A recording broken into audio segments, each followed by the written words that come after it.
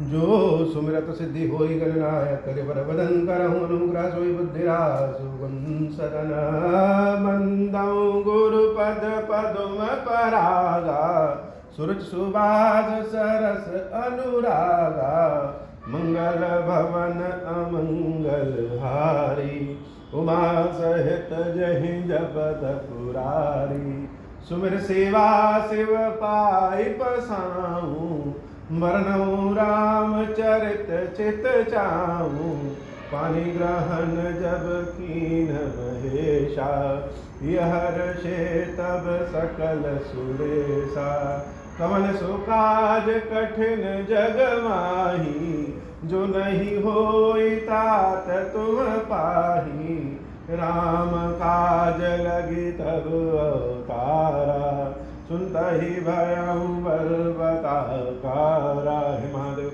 इस जगत में अपन जीवन बाबा ने कोई कार्य कठिन पर हो या सारे कार्य सरल संभव हो जाते हैं बाबा, अगर आप कृपा हो जाए। भगवान रामचंद्र जी का राज्य जिसको राम राज कहते हैं आज भी याद करते हैं बाबा। उस समय लोगों की दशा दिशा कैसी थी, लोग कैसे थे, क्या व्यवहार करते थे, उन सब का वर्णन, सबका वर्णन, कौन किस तरह का व्यवहार करता था, सबका वर्णन श्री रामचरितमानस में है। और सारे लोग सुखी। विदुमहि पुर मयूख नहीं रवि तब जत नहीं ताजा मांगे बारिद देहि जल रामचंद्र के राज। बाबा कहते हैं देवी चंद्रमा से अमृत रूपी चांदनी मिलती थी और सूरज महाराज उतना ही तपते थे जितना जरूरत थी। यह बड़ी बात है। वर्तमान परिप्रेक्ष्य में आज देखें तो पूरा संसार इसमें पृथ्वी की बिगड़ती दशा दिशा से परेशान है। सब अपने ही कर्मों का फल है। स्वयं हम लोग प्रदूषण फैलाए हैं, ऐसे ऐसे उद्योग, ऐसे ऐसे प्रदूषण आए हैं जिससे पृथ्वी का तापमान बढ़ गया है। यह नवंबर का महीना है और नवंबर के महीने में आधा नवंबर बीत गया, लेकिन आज भी माथे पे पसीना चला आ रहा। क्यों? क्योंकि हम सब ने पृथ्वी की दशा और दिशा ही बिगाड़ दिया है। थोड़ी सी तेज धूप हो जाए तो जलने लगता है शरीर। गर्मी में 50 डिग्री 52 डिग्री तापमान पहुंच जाता है। यह वर्तमान दशा का बिगड़ा स्वरूप। लेकिन रामचंद्र जी के राज्य में क्या था कि उन्होंने व्यवस्था ऐसी बनाई थी। शहर इतने सुंदर रखे थे, गांव इतने सुंदर रखे थे, प्रदूषण नहीं फैलने दिया था। न हवा में, न धरती पे, न जल में, नदियां स्वच्छ रहती थी। लोग ऐसे ऐसे कार्य करते थे कि उस कार्य से प्रदूषण बहुत कम होता था, नियंत्रित रहता था। तो फलस्वरूप क्या होता था? वातावरण शुद्ध रहे तो सूरज की ताप जितनी चाहिए थी उतनी ही मिलती थी, मतलब न कम और न ज्यादा। सोचिए कि सूरज अगर अपना टेम्परेचर 5 डिग्री और बढ़ा दे तो क्या होगा? सारी बर्फ पिघल जाएगी और समुद्र सारे अपने निकटवर्ती शहरों को खा जाएंगे। और अगर सूरज टेम्परेचर कम कर दे तो सब बर्फ बन जाएगा, यानी न ज्यादा चाहिए न कम। तो रामचंद्र जी के राज्य में उतनी ही सूरज का ताप मिलता था जितनी आवश्यकता थी। रवि तप जत नहीं काज, जितने से काम बनना हो उतना ही मिलता था, अर्थात तापमान नियंत्रित रहता था रामचंद्र जी के राज्य। अब मांगे बारिद देहि जल। दूसरी बात होती है वर्षा। कहीं कहीं वर्षा इतनी ज्यादा हो जाती है कि बाढ़ ही बाढ़ आ जाता है, और कहीं कहीं वर्षा होती ही नहीं है, सब प्यासे रह जाते हैं। अगर जल और ताप की व्यवस्था नियंत्रित हो जाए तो स्वास्थ्य आदि और भी बहुत कुछ अपने आप नियंत्रित हो। तो उस समय की वर्षा अपनी मांग के अनुसार होती थी। इसको लोग कह लें कि इंद्रदेव जितनी चाहते थे उस समय वर्षा करवाते थे, लेकिन वैज्ञानिक तरीके में देखें कि वातावरण का पूरा नियंत्रण रामचंद्र जी के राज्य में था। आज दिल्ली में इतने प्रदूषण फैल गया है, वातावरण में इतना प्रदूषण है कि प्रदूषण के रूप में विषैला हवा, विषैला ऑक्सीजन हमारे फेफड़ों में जा रहा है।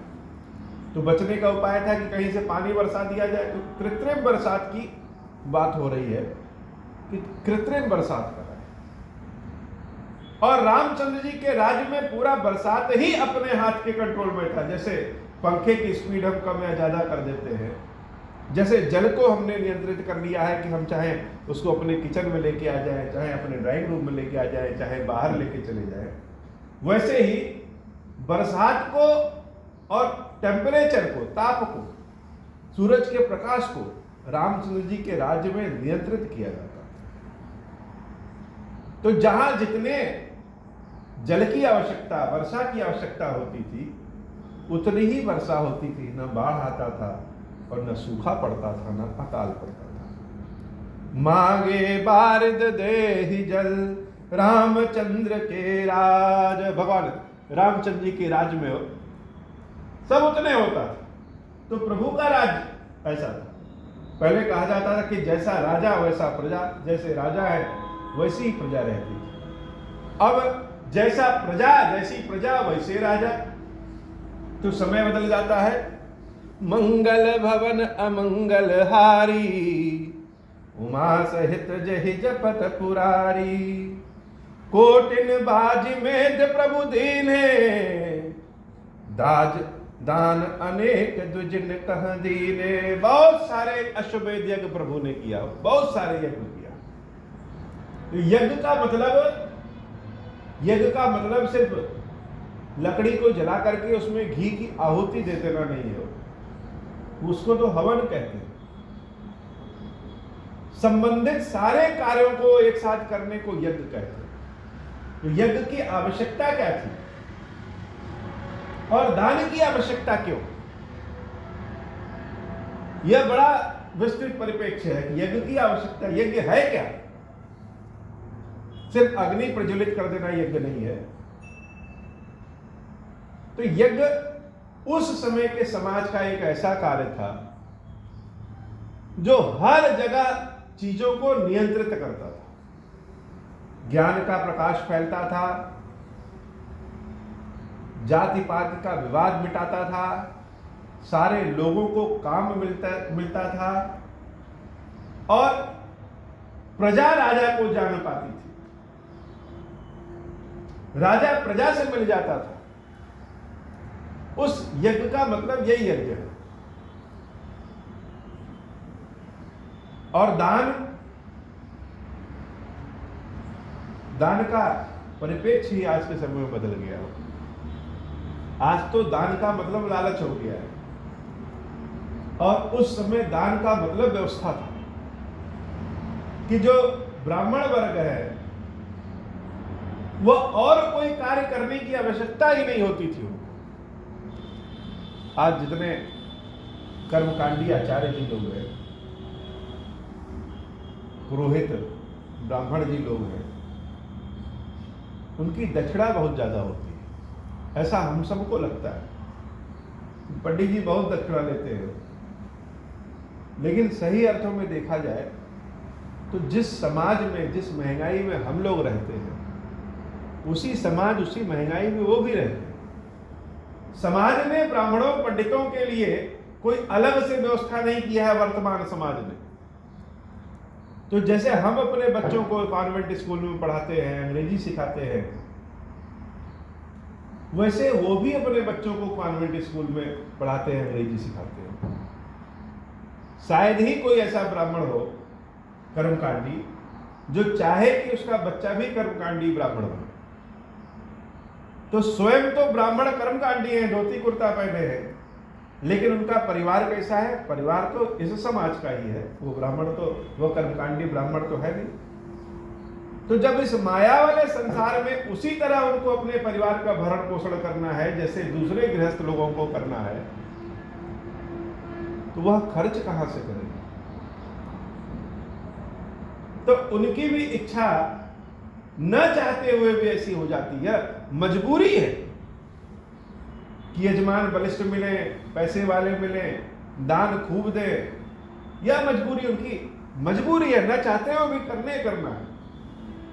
और अगर उनके बच्चे गुरुकुल में पढ़ते, उनकी पत्नी साध्वी की तरह वेशभूषा वाली होती, समाज से दूर रहते, समाज एक ऐसी व्यवस्था किया रहता है कि ऐसे कर्मकांडी ब्राह्मणों को न खाने की दिक्कत हो, न पढ़ने की दिक्कत हो, तो वह अपनी भी संतानों को उसी में निकाले तो कोई प्रेशर न रहे।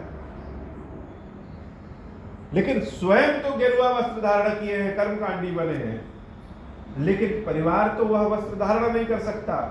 बच्चों को तो फिजिक्स केमिस्ट्री पढ़नी ही पढ़नी है, अंग्रेजी पढ़ना ही है, मोबाइल चलाना है, तो कहां से चले।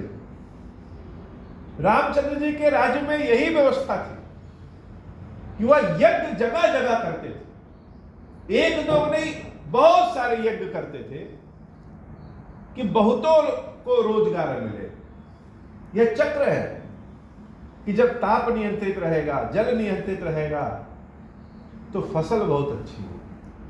फसल बहुत अच्छी होगी तो प्रजा सुखी रहेगी, और प्रजा सुखी रहेगी तो वह राज्य को भी कर के रूप में प्रदान करेगी। राज्य के पास भी बहुत पैसा रहेगा, राजा के पास और राज्य के पास जब पैसा रहेगा तो वह उन दीन दुखी लोगों को भी दे सकते हैं जो कोई कार्य नहीं कर सकते, जिनके पास कोई कार्य नहीं। अब ब्राह्मण तो खेती करेगा नहीं, खेती करेगा नहीं तो उनकी गऊओं को कौन पालेगा। तो राजा व्यवस्था करता था, समाज व्यवस्था करता था। तो भगवान रामचंद्र जी के राज्य में यह पूरी तरह व्यवस्थित। दान दिया जाता था द्विजों को, जिससे वह शिक्षा व्यवसाय का काम, शिक्षा व्यवस्था का कार्य सुचारू रूप से चलता रहे, यज्ञ हवन आदि होता रहे, शास्त्र मनन शास्त्र चिंतन होता रहे, संस्कार आने वाले बच्चों को मिलता रहे। यह सारी व्यवस्था राजा रामचंद्र जी की। बाबा कहते हैं देवी श्रुति पथ पालक धर्म धुरंधर। श्रुति पथ पालक, श्रुति कैसा, जो सुना है अपने पूर्वजों से, उनके परंपराओं के पालन करना। बाबा खीरेश्वर महादेव जी का यह मंदिर है, बाबा स्थापित है, और हम सब की उम्र तो सीमित और बाबा असीमित। तो कालांतर में जो आने वाली पीढ़ियां हैं वह सुनेंगी कि महादेव जी की स्थापना इस तरीके से हुई थी, और बाबा को पसंद क्या है, बाबा को प्रिय क्या है, बाबा की सेवा, बाबा की पूजा कैसे की जाती है। इसको कहीं लिखा नहीं जा सकता। हम क्रिया को लिख सकते हैं, भाव को लिख नहीं सकते। भाव को तो महसूस करना है। बड़े बड़े मंत्र सुनाने वाले लोग भी हैं और हाथ जोड़ करके खड़े हो जाने वाले लोग भी हैं। तो महादेव जी किससे प्रसन्न होंगे, इन महादेव जी की क्या इच्छा है। जैसे बच्चों को हम अपने घर में पालते हैं तो उनको तीखा मीठा सब खिलाते हैं, धीरे धीरे परिवार के अनुसार ही बच्चों का टेस्ट हो जाता है। बड़े होने तक उनका वह स्वभाव बना रहता है। तभी लोग कहेंगे कि माँ के हाथ का बना भोजन, तो माँ के हाथ का भोजन इसलिए प्रिय है क्योंकि बचपन से ही खाते आते, वह भाव समाहित हो गया है। तो श्रुतियों से जो परंपराएं हैं, उन परंपराओं में एक भाव होता है। भगवान रामचंद्र जी ने उन परंपराओं को सुरक्षित रखा हो। तो बाबा कहते हैं देवी श्रुति पथ पालक धर्म धुरंधर। कितनी बड़ी डिग्री है प्रभु के पास हो कि श्रुतियों की परंपराओं के भावों को भी जीवित रखा है,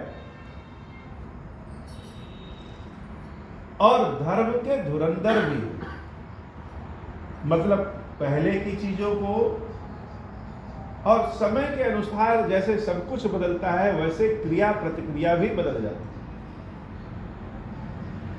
किसी की मृत्यु होने पे पहले श्राद्ध साल भर का दिया जाता है, फिर वह सीमित होते होते 13 दिन का हो गया और हर साल श्राद्ध पक्ष पे दिया जाता है। 13 दिन का भी सीमित होते होते 3 दिन हो गया, और श्राद्ध पक्ष तो लोग जानते ही। तो इसको नियंत्रित कैसे किया जाए आज के समय में?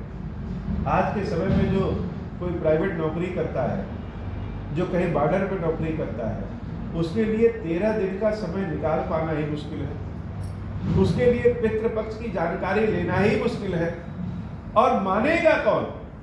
सबसे बड़ी बात, क्योंकि जो किताबों में लिखा है उसके भाव को ना कोई समझा सकता है और ना कोई समझ सकता है। लोग पढ़ेंगे, अपने अपने हिसाब से तर्क करेंगे कि जीवित होते हुए जल नहीं दिए और मृत्यु पे जल दे रहे हैं। यह भी एक बड़ी बात है, हंसी की बात है। तो सनातन धर्म तो किसी को मरा हुआ मानता ही नहीं है। शरीर मरता है, आत्मा नहीं मरती है। और शरीर की जितनी उम्र है उससे ज्यादा उम्र जीव की होती है, और जीव की जितनी उम्र है उससे अनंत। आत्मा तो मरती ही नहीं है, उसकी उम्र है। तब इस भाव को कौन बताए कि जो हम जल देते हैं अपने पुरखों को, वह आत्मा की पवित्रता से और सेंटीमेंट जिसको कहेंगे वह जुड़ा रहता है, वह निश्चित रूप से कहीं न कहीं जुड़ा रहता है। अब इसको माने तो ठीक, वर्तमान समय में कोई ना माने। तो भगवान ने क्या किया कि श्रुतियों के पंथ को और वर्तमान समय के चीजों के अनुसार परंपराएं निभाई भी और विकसित भी। लकीर का फकीर भी नहीं बनना चाहिए और किसी चीज के पीछे भी नहीं पड़ना चाहिए, छोड़ना भी नहीं चाहिए। इसलिए बाबा कहते हैं कि भगवान रामचंद्र जी क्या कर रहे हैं? श्रुति पथ पालक धर्म धुरंधर, गुणातीत अरुभोग पुरंदर। तो है तो ईश्वर, लेकिन मनुष्य के स्वरूप में ही इतने ऐश्वर्यशाली हैं कि इंद्र भी शर्मा जाए। ऐसा भोग, ऐसे ऐश्वर्य है उनका, पूरी प्रजा का ऐसा ऐश्वर्य है, इतनी सुंदर उनकी प्रजा है, पूरा नगर इतना बढ़िया है कि इंद्र भी शर्मा जाए। और देवी जानकी का क्या हालचाल है? जानकी जी कैसी रहती है? जो जगत जननी है, वो तो जगत जननी है ही है, लेकिन जो कौशल की रानी है, छोटा सा बल मिल जाए, 2-4 नौकर चाकर हो जाए तो हम सब अपने आप को क्या समझने लगते हैं। माता जानकी के बारे में क्या कहना कि जो कौशल की, अयोध्या की रानी है, तो माता कैसे रहती है? पति अनुकूल सदा रह सीता, शोभा खानी सुशील विनीता। अपने पति के अनुकूल, राम जी की इच्छा के अनुसार माता जानकी सदैव रहती है। और शोभा, बहुत शोभायान है, सिर्फ रूप में नहीं, गुण में, स्वभाव में, दूसरों के पालन में। शोभा खान, शोभा की खान है, सुशील है, कब कौन सा काम करना चाहिए यह उनको पता है। और इतना सब कुछ होते हुए भी विनम्र है, बड़े मधुर बोलती है, सब पे पुत्र सा, संतान सा स्नेह करती है। विनम्रता सबको नहीं आती हो, विनम्रता जिसके पास ज्ञान होगा उसी के पास रहता है। विद्या ददाति विनयम। तो माता जानकी सदैव राम जी के अनुरूप रहती है, सबका पालन लालन करती है, किसके साथ कैसा व्यवहार करना चाहिए इसकी सुशीलता है, और उसके साथ साथ विनय भी। जानती कृपा सिंधु प्रभुताई, सेवती चरण कमल मन लाई। यह सब क्यों है? क्योंकि रामचंद्र जी की प्रभुताई को जानती, भगवान के रूप में नहीं। भगवान ने, रामचंद्र जी ने ईश्वर के शक्तियों के अनुसार कोई कार्य नहीं किया। मनुष्य जिन शक्तियों को इकट्ठा कर सकता है उन्हीं के अनुसार कार्य किया। यद्यपि राम ब्रह्म है, लेकिन मनुष्य रूप में है, तो उनकी व्यवस्था को जानती है कि मेरे लिए यह जब जंगल में थे तब भी ईश्वर है, और जब यह आज राजगद्दी पे बैठे हैं तब भी ईश्वर। मेरे लिए तो राम है, इनकी प्रभुताई हमें पता है, इसलिए उनके चरणों की सेवा करती थी, उनके अनुसार काम करती थी। यद्यपि घर में बहुत नौकर चाकर हैं, लेकिन फिर भी सेवा रामचंद्र जी की अपने हाथों से महारानी सीता करती थी। हो गया बड़ी बात कि प्रभु को भोजन क्या करना है, प्रभु को भोजन क्या परोसना है, प्रभु को किस चीज की आवश्यकता कब है, उनके बोलने के पहले वह सारे चीजें उनके सामने उपस्थित रहे, यह जानकी देवी स्वयं करती थी। जदपि गृह सेवक सेवकीनी विपुल सदा सेवा विधि गुनी, निज कर गृह परिचर्चा करई, रामचंद्र आयसु अनुसरही। सारे काम भगवान राम से पूछ करके करती थी, चर्चा करती थी, घर में क्या चल रहा है, राज्य में क्या चल रहा है। भगवान राम भी उनसे चर्चा करते थे और देवी सीता भी उनसे चर्चा करती थी, और एक दूसरे के सहमति के अनुसार काम होता था। जहि विधि कृपा सिंधु सुख मानई, सोई कर श्री सेवा विधि जानई। जैसे रामचंद्र जी को अच्छा लगता है, माता जानकी जानती है कि किस काम से प्रभु प्रसन्न होंगे और किस काम से बहुत प्रसन्न होंगे, तो उनकी इच्छा के अनुसार बोलने के पहले ही वो सारा काम कर देती थी। कौशल्यादि सासु गृह माही, कौशल्यादि सासु गृह माही, सेवहि सब निमान मद नाही। उमा रमा ब्रह्मादि वंदिता, जगदम्बा संतत मनि निंदिता। मंगल भवन अमंगल हारी, उमा सहित जहि जपत पुरारी। जासु कृपा कटाक्ष सुर, चाहत चितव न सोई। राम पदार बिंदरती, करति सुभावहि खोई। मंगल भवन अमंगल हारी, उमा सहित जहि जपत पुरारी। सेवहि सानुकूल सब भाई, राम चरण रति अति अधिकाई। प्रभु मुख कमल बिलोकत रहाई, कबहु कृपाल हम ही कुछ कहाई। राम करई भ्रातन पर प्रीति, नाना भांति सिखा वही नीति। हर्षित रहै नगर के लोगा, करहि सकल सुर दुर्लभ भोगा। अहर्षि विदहि मनावत रहाई, श्री रघुवीर चरण रति चाहि। दुई सुत सुंदर सीता जाए, लो कुश वेद पुराणन गाए। दुई विजय विनय गुण मंदिर, हरि प्रतिबिंब मनहु अति सुंदर। दुई दुई सुत सब भ्रातन केरे, भय रूप गुणशील घनेरे। मंगल भवन अमंगल हारी, उमा सहित जहि जपत पुरारी। ज्ञान गिरा गोतीत अज, माया मन गुण पारा। सोई सच्चिदानंद घन, कर नर चरित उदारा। मंगल भवन अमंगल हारी, उमा सहित जहि जपत पुरारी। मंगल भवन अमंगल हारी, उमा सहित जहि जपत पुरारी। लव और कुश नाम के दो पुत्र सीता माता के हुए, और दोनों रूप स्वरूप में, गुण में, ज्ञान में, विनय में अपने पिता प्रभु श्री रामचंद्र जी की ही तरह थे। दो दो पुत्र बाकी भाइयों के भी हुए। तो एक बड़ी अचंभे वाली बात है, सारा संसार यह तो कलयुग है, इस कलयुग में अगर ऑप्शन दे दिया जाए कि रावण को अपना मित्र बनाओगे कि राम को अपना मित्र बनाओगे, तो ज्यादातर लोग भले राम राम राम राम राम राम कहते हैं, लेकिन सच्चाई यह है कि ज्यादातर लोग रावण को अपना मित्र बना लेंगे। कलयुग है। राम पे कटाक्ष होता है कि भगवान ने अपनी पत्नी का त्याग एक धोबी के कहने पे कर दिया। यह सर्वथा गलत है, यह कथा सत्य नहीं है, सत्य हो भी नहीं सकती।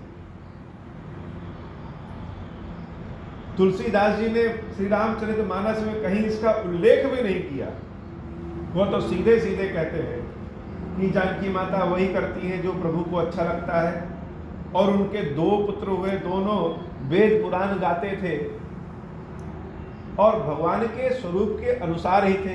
2 पुत्र दूसरे भाइयों के भी हुए।